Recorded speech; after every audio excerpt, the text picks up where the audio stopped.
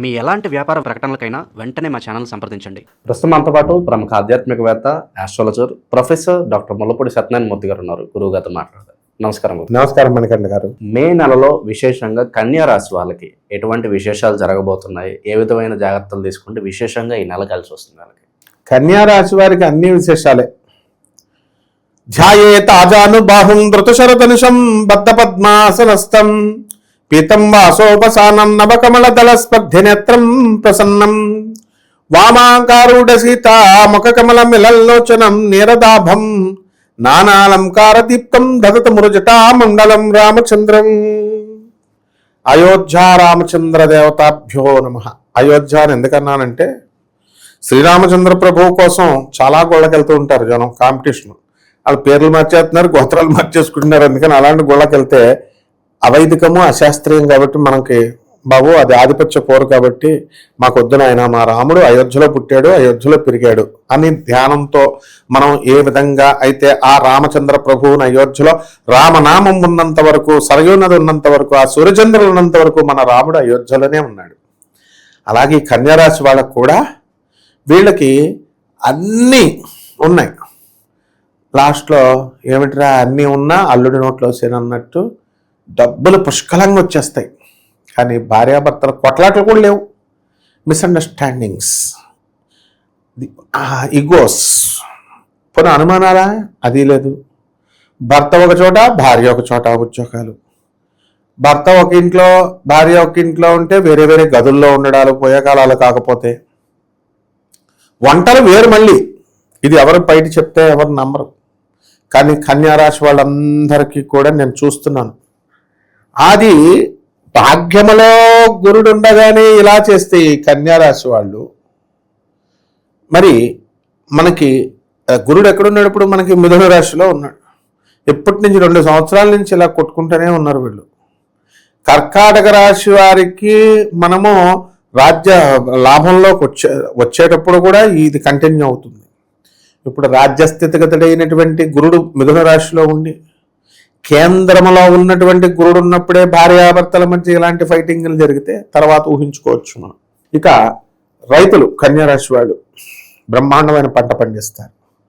మిర్చీలు, onions, commercial crops బాగా పెంచుతారు.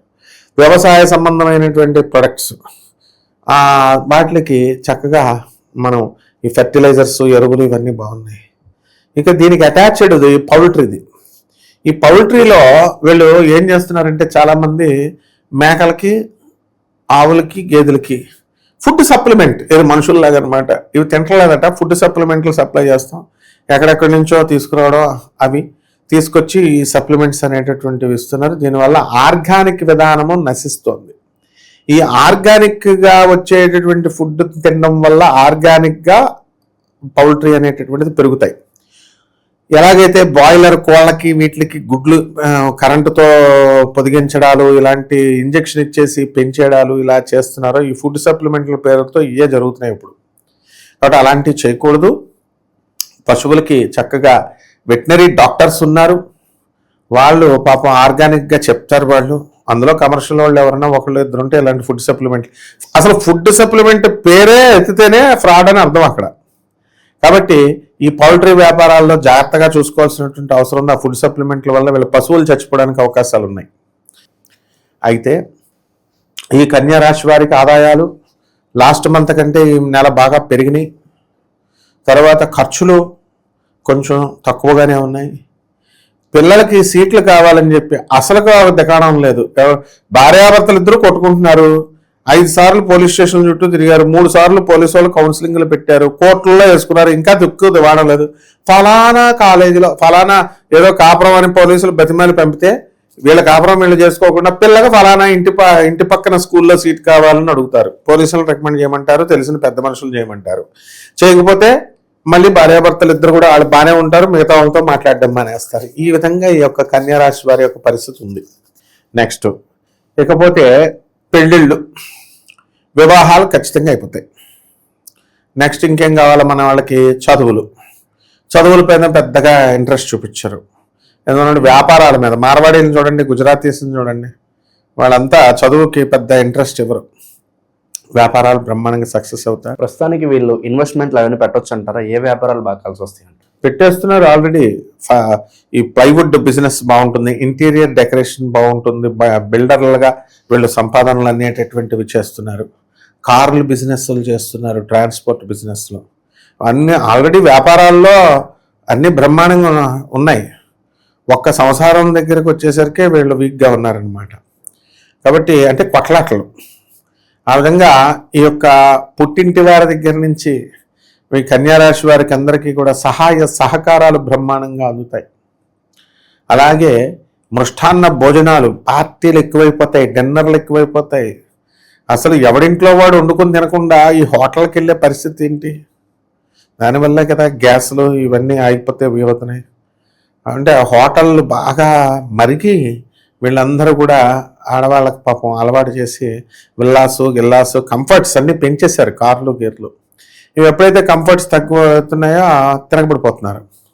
అందువలన ఈ యొక్క కన్యారాశి వాళ్ళకి అందరికీ కూడా నేను హెచ్చరించేది ఏమిటంటే, ఆ కాలంలో ఆడపిల్లలు ఒకానొక సమయంలో తన్నులు తినేవారు భర్తల చేతిలో, తర్వాత కేసులు పెట్టేవారు భర్తల మీద.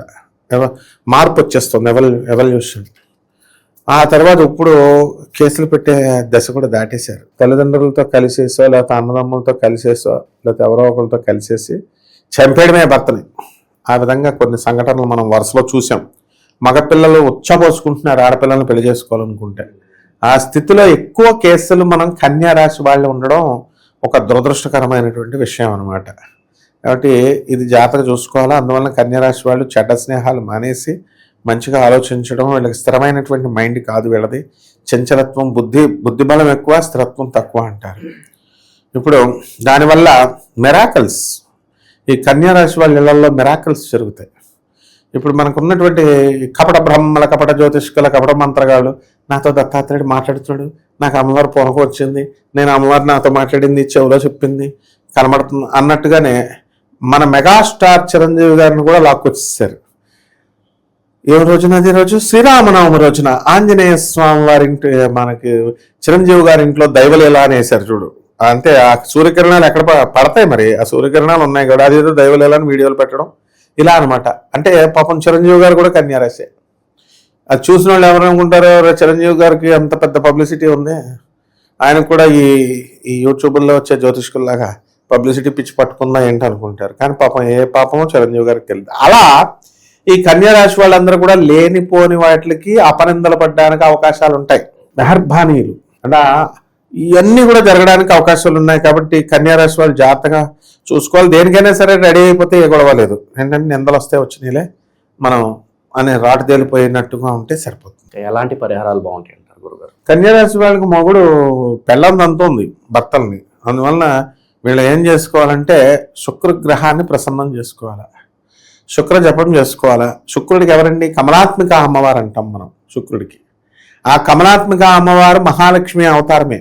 మహాలక్ష్మి అమ్మవారిని దశమహావిద్యల్లో అమ్మవారిని మహాలక్ష్మి అమ్మవారు ఎక్సైటెడ్ స్టేజ్లో ఉంటుంది. కాబట్టి ఈ కమలాత్మిక అమ్మవారి యొక్క మంత్రజపము చక్కగా నీలి కమలాలు, ఎర్రని తామర పుష్పాలు, బుట్ట కలవలు, తెల్ల కలవలు ఇవన్నీ తీసుకొచ్చి కమలాత్మిక అమ్మవారికి హోమం చేసుకోవడం కానీ లేదా అమ్మవారి యొక్క మంత్రజపం చేసుకోవడం ద్వారా బ్రహ్మాండంగా ఈ యొక్క కన్యారాశి వారికి అందరికీ కూడా బ్రహ్మాండంగా ఉంటుంది.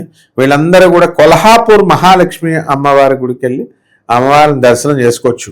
అమ్మవారి మహాలక్ష్మికి ఓం శ్రీం నమః అంటూ జపం చేసుకుంటే సరిపోతుంది. తర్వాత ముఖ్యంగా వీళ్ళందరూ కూడా గోచార రీత్యా మనము ఇవన్నీ కూడా స్థితిగతులన్నీ మనం చెప్పాము, వీళ్ళకి జరిగేటటువంటి జాతక విశేషాలు. కానీ సంపూర్ణంగా వీళ్ళ యొక్క వ్యక్తిగత జాతకం తెలుసుకోవాలి అనుకుంటే కనుక వీళ్ళు డేట్ ఆఫ్ బర్త్ అవన్నీ కూడా మనకి ఇచ్చి ఫర్నిష్ చేస్తున్నట్లయితే మనం ఖచ్చితంగా వీళ్ళకి ఈ యొక్క పర్మనెంట్ వ్యక్తిగత జాతకం అనేటటువంటిది మనం చెప్పి ఇంకా సహాయపడగలుగుతాం. మంచి విశ్లేషణ అందించారు. ధన్యవాదాలు. ధన్యవాదాలు.